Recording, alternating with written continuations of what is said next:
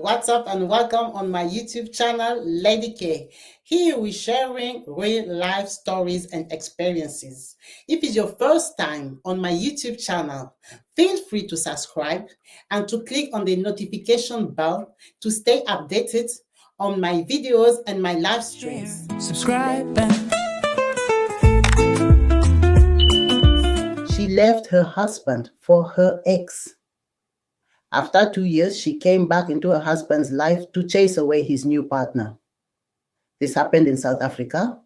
A couple from Kinshasa, Jane and Edward, met in Kinshasa 9 years ago.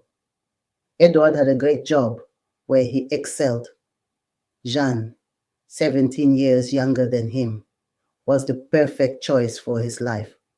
So he married Jane and gave her a dream life. Jane was very spoiled and had a child with Edward. After 5 years of marriage, they decided to move to Johannesburg in South Africa. Upon arriving in South Africa, the reality was that Edward could no longer manage. He didn't have enough money to support Jane's needs. Nevertheless, she had a second baby. Despite all this, the couple was doing very poorly. Jean complained a lot and regretted coming to South Africa. She called him poor and old, and he was of no use to her anymore. She spent her days complaining. Unfortunately, Jane lost her father in the Democratic Republic of Congo in the city of Kinshasa. She then insisted that Edward give her money to go bury her father, but Edward didn't have enough for the trip and the funeral. He suggested sending money so her family could handle the burial while she mourned at home. She refused and chose to fly back to Kinshasa to attend her father's funeral. A month after her father's funeral, Jane didn't come back. Edward started calling, but Jane stayed in Kinshasa for 2 years. That was too long to wait, and he didn't have enough money to follow her there. So he realized that Jane had abandoned him. He started a romantic relationship with another woman from Zimbabwe who had a great job and helped him financially. She supported him with resources, and Edward was happy in his new relationship, even though they didn't live under the same roof. When Jean heard about this in Kinshasa, one morning, Edward came home from work to find Jane at his house. Very surprised by her return, the first thing she asked was who Nandi was, his new partner. Edward, quite shocked, told her that Nandi was his new companion. Jean, furious, shouted, "You don't have the right to remarry." But he replied, "You left for more than 2 years without any news, leaving me with 2 kids. I found someone to heal my heartbreak, so I had the right to start a relationship with another woman." Jean didn't listen, shouted, got angry, and spent the night furious, refusing to speak to him. Early the next morning, Edward left for work, and Jean followed Nandi to her workplace to humiliate her in front of her colleagues. She yelled at Nandi, telling her to stop seeing her husband, and embarrassed her at her job.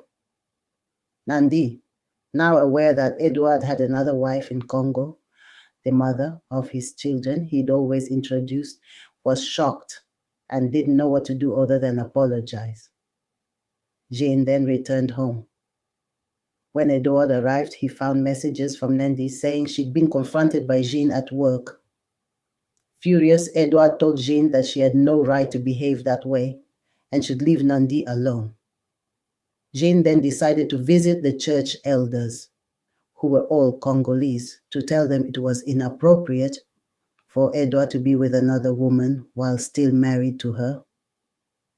The elders reasoned with Edward, saying he should forgive Jane because she was the mother of his children and that she only left due to financial difficulties. However, the truth was, Jane returned to Congo for her father's funeral, and during that time, her ex, who lives in Belgium, was vacationing in Kinshasa and financially assisted her with the funeral. Her ex therefore promised to bring her to Belgium to become his wife since he was divorced. Jeanne believed him completely. So she decided not to return to Johannesburg, where she had left Edward with their 2 children, including their youngest, who was only 2.5 years old. Jeanne stayed in Kinshasa for 2.5 years, hoping to join her ex-boyfriend in Belgium. During that time, he supported her by sending her a little money to survive. After realizing that Europe was too far out of reach and that she had no chance of joining him, she chose to return to Johannesburg, where she had abandoned her first husband and their 2 children. That was the excuse she couldn't explain in front of the pastor and her husband. So she decided to ask for forgiveness again and again, believing that saying sorry would be enough to return to her marriage. This is the question Edward is now asking himself, whether forgiveness is enough to take back his wife, Jeanne, whom he married 9 years ago in front of their families. For him, it was an unforgettable traditional wedding, now shattered by betrayal on both sides. The pastors told him that Jeanne was still very young. She was 32 and he was 47, and that he should understand that youth can lead to mistakes. However, his girlfriend, Nandipa, the Zimbabwean woman, is also 35. Both women are still quite young compared to Edward, who now feels lost and unsure of what to do. Feel free to leave a comment on what you think about this situation and how Edward should approach it to find happiness in his love life. Thank you for watching this video up to the end. Don't forget to leave your thoughts. As for me, I tell you, see you next time. Peace and love to you. Bye.